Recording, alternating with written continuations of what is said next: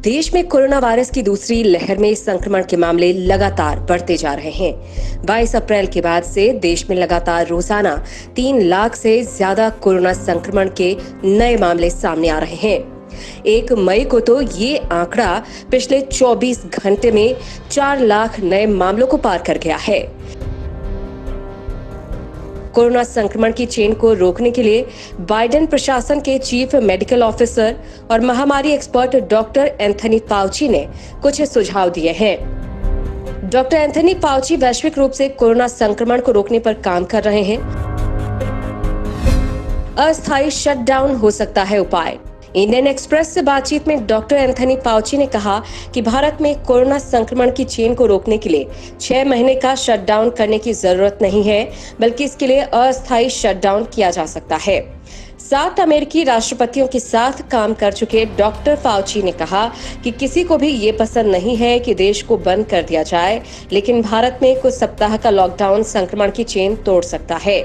Interview में doctor Fauci ने corona virus को रोकने के लिए तत्काल, मध्यवर्ती और लंबी अवधि के लिए किए जाने वाले उपायों के 3 चरणों का जिक्र किया।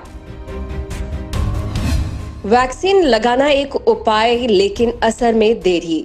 उन्होंने कहा कि पहले ये देखना होगा कि तुरंत आप कौन से कदम उठा सकते हैं या इसके बाद अगले 2 सप्ताह में कौन से कदम उठाए जा सकते हैं। लोगों को वैक्सीन लगाना एक उपाय हो सकता है, ये जरूरी भी है, लेकिन फिलहाल ये लोगों की ऑक्सीजन, अस्पताल में एडमिट होने और इलाज से जुड़ी मौजूदा समस्या को कम नहीं करेगा। इसकी वजह है कि वैक्सीन का असर होने में समय लगता है।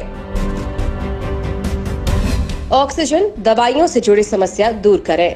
फिलहाल लोगों का ख्याल रखना जरूरी है। डॉक्टर फाउची ने कहा कि मुझे लगता है कि एक कमीशन या इमरजेंसी ग्रुप बनाना चाहिए जो ऑक्सीजन प्राप्त करने, अन्य मेडिकल सप्लाई, दवाइयां, उपकरणों की सप्लाई से जुड़ी प्लानिंग कर सके। इस काम में अन्य देशों के साथ विश्व स्वास्थ्य संगठन की मदद ली जा सकती है। ऐसे में दूसरे देशों को भी भारत की मदद के लिए आना चाहिए, क्योंकि भारत ने भी दूसरे देशों के प्रति उदारता दिखाई है। चीन की तरह बनाए अस्थायी अस्पताल। इसके बाद मध्यवर्ती उपाय हो सकता है कि आप चीन की तरह काम करें।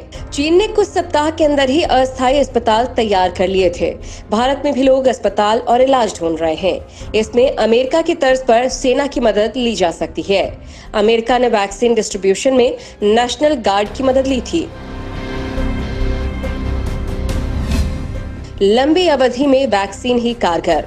डॉक्टर फाउची ने कहा कि लंबी अवधि में मैं लोगों को वैक्सीन लगवाने पर ही जोर देता।